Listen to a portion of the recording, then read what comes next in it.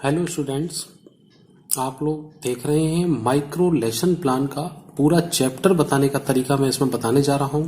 तो इसको देखते रहिए पूरा लास्ट मोमेंट तक। इंट्रोडक्शन स्किल है तो बड़ा आसान, लेकिन छात्र समझ नहीं पाते हैं और गलतियां कर जाते हैं।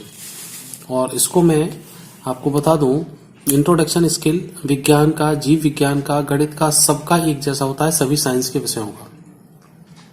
तो आपको जहां से भी मिले, जिस तरह से भी मिले, समझिएगा। जैसे मैं आपको इस समय समझा रहा हूं, ये बायोलॉजी का है और आप इसको समझ के, चाहे आप बायोलॉजी में यूज करें, केमिस्ट्री में या कहीं पे भी यूज करें, बनाने का तरीका आपको यही मिलेगा।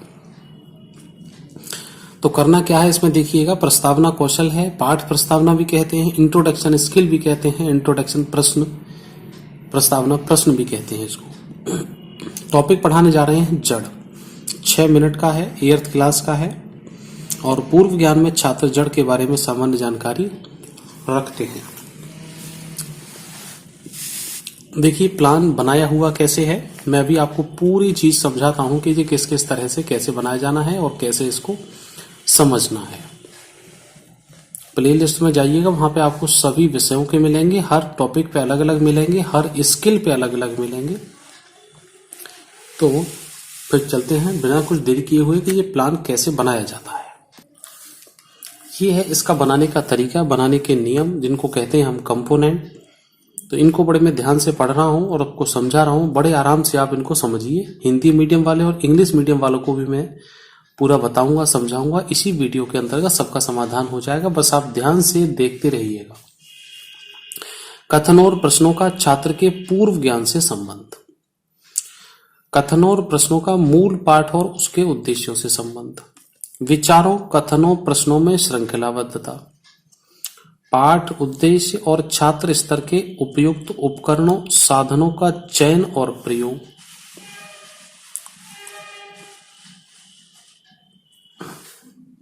उपयुक्त उचित अवधि विस्तार। छात्र ध्यान और रुचि जागृत। छात्रों को अभिप्रेरित करने की क्षमता। अध्यापक में उत्साह और सजगता।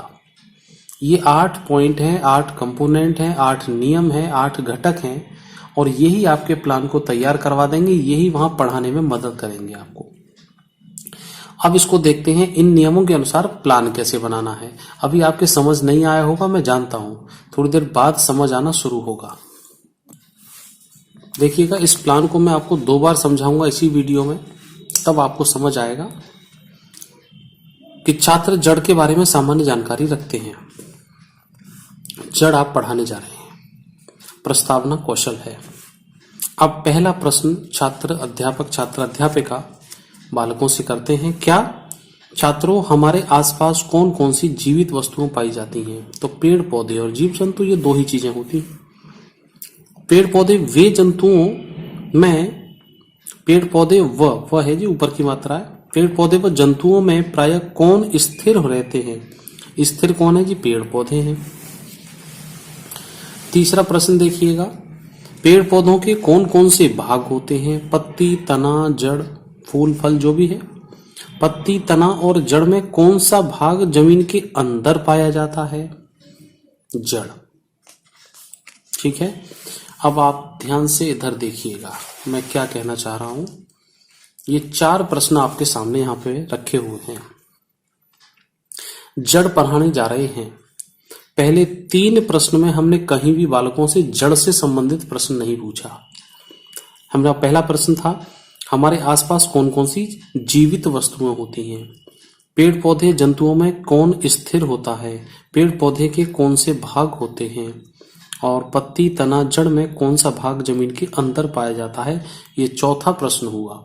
तो 3 प्रश्न तक जड़ नाम की कोई चीज नहीं है और मैं कह रहा हूं चौथे तक भी नहीं है, चौथे के आंसर में आके आता है जड़। ये तो उसके भाग के अंतर्गत बता दिया। छात्रों को पता ही नहीं है कि टीचर क्या पढ़ाने जा रहा है। ऐसा क्यों हुआ? क्योंकि छात्र जड़ के बारे में कुछ सामान्य जानकारी रखते हैं। अब मेरी बात समझिए, यहां ध्यान से समझिएगा। जैसे ये है पाठ आपका जड़ का, या किसी भी टॉपिक का, कुछ भी इसका नाम हो, पाठ। और पाठ से पहले हमने एक दीवार बना रखी है कि ये है इसकी दीवार, बाउंड्री, जैसे किसी प्लॉट की दीवार होती है। तो प्लॉट की दीवार होती है तो उससे पहले वाला मकान तो किसी दूसरे का ही होगा ना। तो इसी तरह से समझिए, पाठ से संबंधित बच्चे सामान्य जानकारी तो रखते होंगे मान लिया, लेकिन उससे पूर्व ज्ञान, उससे पहले के ज्ञान में से हमको बच्चों से प्रश्न पूछना है। तो अभी हमने पहला प्रश्न पूछा था आसपास कौन कौन सी जीवित वस्तुएं हैं, तो उनमें से कौन स्थिर होता है, उसके कौन कौन से भाग होते हैं। तो 4 प्रश्न पूछते हुए तब हम यहाँ जड़ तक आए हैं, तब यहाँ हम पाठ तक आए हैं।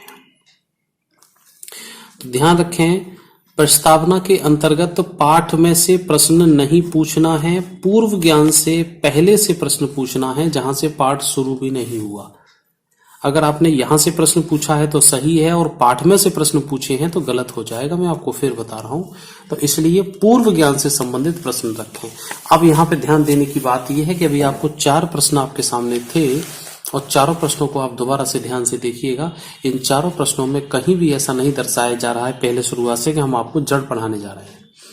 ये यहाँ लास्ट में आके बताया गया है कि कौन सा भाग जमीन के अंदर होता है कि जड़। फिर प्यूपिल टीचर को एक घोषणा करनी है, उद्देश्य कथन करना है, छात्रों आज हम पौधों की जड़ के बारे में विस्तृत अध्ययन करेंगे। इतना बोलते जाना है, और ब्लैक बोर्ड पर जहां पर आपका प्रकरण या टॉपिक लिखा हुआ है वहां पर आपको जड़ शब्द लिखना है। तो इतना प्लान बनके पूरा तैयार हुआ। अब ये प्लान बना कैसे और वैसे कैसे हुआ अभी बताता हूं। अभी हमने आपको ये कंपोनेंट्स बताए थे, अब देखते हैं इस कंपोनेंट्स का वास्तव में उपयोग उधर हुआ या नहीं हुआ। कथनों एवं प्रश्नों का छात्रों के पूर्व ज्ञान से संबंध, अभी देखा आपने था। कथनों और प्रश्नों का मूल पाठ और उसके उद्देश्य से संबंध अभी था। विचार कथन प्रश्नों में श्रृंखलाबद्धता वो भी थी। पाठ का उद्देश्य छात्र स्तर के उपयुक्त उपकरण और साधनों का चयन और प्रयोग भी हमने किया। इसमें आप चाहें तो जड़ है, जड़ का कोई किसी भी पेड़ की जड़ को आप क्लास में ले जाके भी बच्चों को मूल कंटेंट के रूप में भी दिखा सकते हैं। उपयुक्त और उचित अवधि विस्तार भी रहा। छात्र ध्यान और रुचि जागृत भी हुआ। छात्रों को अविरत करने की भी क्षमता रही, मोटिवेट भी हुए, और अध्यापक में उत्साह और सजगता ये भी इसमें पाया गया। तो ये 8 कंपोनेंट यहाँ पर लागू होते हैं, ये आपने समझ लिया। दूसरा, जो इंग्लिश मीडियम वाले स्टूडेंट हैं उनका भी पूरा समाधान मैं इसमें दे रहा हूं। इंग्लिश मीडियम वाले स्टूडेंट्स इसका पूरे का स्क्रीनशॉट ले लीजिए, जिधर को वे हिंदी में है और ये इधर इंग्लिश में है। इधर भी 8 है, इधर भी 8 ही मानिएगा। 90 को आप शामिल मत करना चाहो तो, वैसे हालांकि शामिल कर लोगे तो कुछ बुराई भी नहीं है, तो देख लीजिएगा अपने आप ही। बस इसका स्क्रीनशॉट लीजिए, फिर मैं आगे बढ़ता हूं। इंग्लिश मीडियम वाले क्वेश्चन का फॉर्मेट तो अपने आप तैयार कर ही देंगे, ये मैंने आपको समझा ही दिया है। प्रस्तावना कौशल हुआ, जड़ पढ़ाया गया, इसके अंतर्गत आपको 3-4 प्रश्न पूछने हैं, कम से कम 3 और मैक्सिमम 6, ये ही 6 मिनट में कंप्लीट हो पाएंगे। और फिर आपको उद्देश्य कथन बोलना भी है, बोर्ड पर लिखना भी है, तो 6 मिनट में इतना ही काम हो पाएगा। ये सब कीजिएगा। अब बताता हूं मैं आपको कि इनके कंपोनेंट्स के टैली कैसे लगाए जाते हैं। ये एक बड़ी समस्या हो जाती है छात्रों के सामने, तो ध्यान रखा 1 मिनट में अभी आप सीख जाएंगे। जो कंपोनेंट यहाँ पर लिखा हुआ है उस कंपोनेंट का हमने इधर वाले जो भी प्रश्न थे उनमें कितनी बार कहाँ कहाँ यूज किया है उनका नंबर लिखना है, कितनी बार यूज कर लिया। जैसे हमने पहला वाला है, इसको हमने इधर अभी 5 प्रश्न में 5 बार यूज किया है, तो 1 2 3 4 और ये 5 का टैली यहाँ पे लगाया, और 5 के टैली को यहाँ रेटिंग स्केल में जाएंगे तो 4 और 5 इस कॉलम में आते हैं जो उत्तम की निशानी है, 1 2 3 सामान्य और 6 7 सर्वोत्तम में है। तो ये रेटिंग स्केल होता है छात्र ने इन कंपोनेंट्स का कितनी बार कहाँ कहाँ किस स्तर तक यूज किया है। और दूसरे वाले कंपोनेंट का भी 5 बार है, तो 1 2 3 4 और ये 5, और ये 5 पे इधर टिक लगाया गया। इसी तरह से सभी कंपोनेंट्स का लग जाएगा। पूरा लेसन प्लान मैं आपको बता चुका हूं, टैली भी आपके लग चुके हैं। इसी तरह पूरा प्लान बनाइएगा। कमेंट बॉक्स में एक बार मुझे बता जरूर देना कि वास्तव में आपने कितना समझ लिया है, कितना सीख लिया है, क्या मेरा बताना सार्थक हुआ है। तो चलिए छात्रों, फिर मिलते हैं अगले वीडियो में अगले टॉपिक के साथ। उससे जाने से पहले मैं आपको बता दूं, प्लेलिस्ट में जाइएगा, वहां पे आपके सभी विषय, सभी टॉपिक, अलग अलग कंटेंट, थ्योरी का भी सब कुछ आपको मिलेगा। तो चलिए फिर मिलते हैं आगे। Bye students.